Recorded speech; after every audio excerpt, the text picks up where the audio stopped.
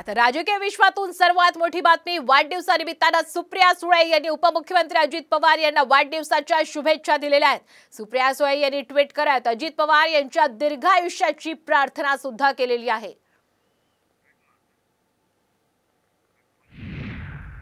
सुप्रिया सुळे यांनी काय ट्विट केले आपण पाहूयात। उपमुख्यमंत्री अजितदादा पवार आपणास वाढदिवसाच्या हार्दिक शुभेच्छा। आपणास उत्तम आरोग्य आणि दीर्घायुष्य लाभो हीच सदिच्छा असं ट्विट खासदार सुप्रिया सुळे यांनी केलेलं आहे।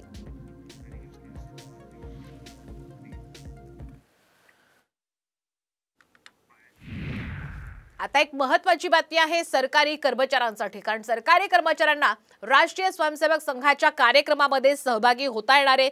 संघ शाखा आणि त्यांच्या कार्यक्रमांमध्ये सरकारी कर्मचाऱ्यांच्या सहभागावर गेली 6 दशकं बंदी होती। मात्र 9 जुलै रोजी मोदी सरकारने ही बंदी उठवली आहे।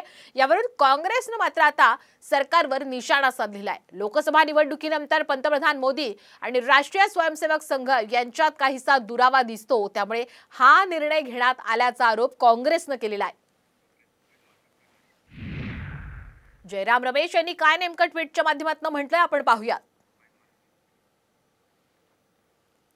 1966 साली केंद्राने सरकारी कर्मचाऱ्यांच्या आरएसएसच्या कार्यक्रमात सहभाग होण्यावर बंदी घातली होती आणि तोच निर्णय योग्य होता।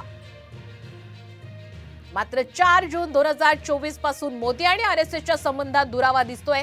त्यातच 9 जुलै रोजी केंद्राने 58 वर्ष जुनी बंदी ही उठवलेली आहे। अटल बिहारी वाजपेयी सरकारच्या काळात सुद्धा ही बंदी कायम होती। मला वाटतं आता नोकरशाही देखील दबावात येऊ शकते असं काँग्रेस नेते जयराम रमेश यांनी ट्विट केलेलं आहे।